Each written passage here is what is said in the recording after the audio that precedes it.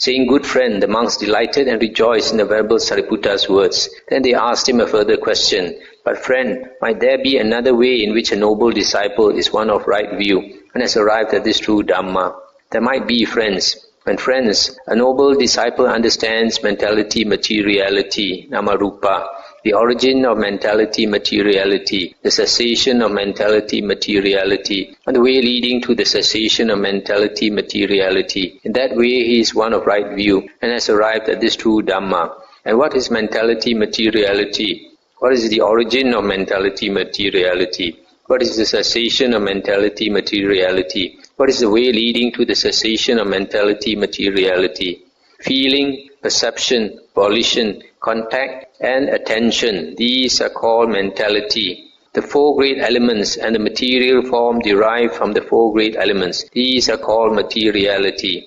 So this mentality and this materiality is what is called mentality, materiality. With the arising of consciousness, there is the arising of mentality, materiality. The cessation of consciousness, there is the cessation of mentality, materiality. The way leading to the cessation of mentality, materiality is just this noble eightfold path, that is, right view, right thoughts, etc. When a noble disciple has thus understood mentality, materiality, the origin of mentality, materiality, the cessation of mentality, materiality, and the way leading to the cessation of mentality, materiality, he here and now makes an end of suffering. In that way too, a noble disciple is one of right view and has arrived at this true Dhamma. So here you see, as I said just now, mentality, materiality is not body and mind. Mind normally consists of four things, like feeling, perception, volition, and consciousness. But here you see in the description of mentality, nama, there is no consciousness. There is no consciousness, so it cannot be mind. So I mentioned just now that mentality, materiality is phenomena. What consciousness is conscious of.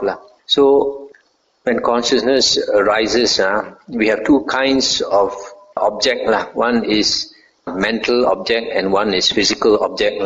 So the mental object of consciousness, that is nama, mentality, and that is feeling, perception, volition, contact, and attention.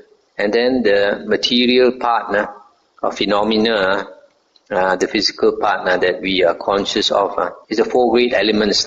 But the four great elements, you must remember, is not exactly physical. It is just characteristic of this physical world that is perceived by the mind. So like these four great elements are earth, water, fire, and wind. So earth represents the hardness element. So what we perceive, what the consciousness perceives to be hard, that is the earth element. Earth, water. Water is the property of cohesion, property of matter to cohere together. The water makes things cohere together. For example, because there's water element in our body, we have a certain shape. If you took away all the water from our body, the whole body becomes like powder. It collapses, cannot have a shape. So this quality of making the things cohere together, this that is perceived by the mind, this is the water element. And then the fire element is the heat element, and the wind element is the motion element. That motion that is perceived by consciousness. So these are the four great elements that is perceived by consciousness and the mental part. So this is mentality, materiality.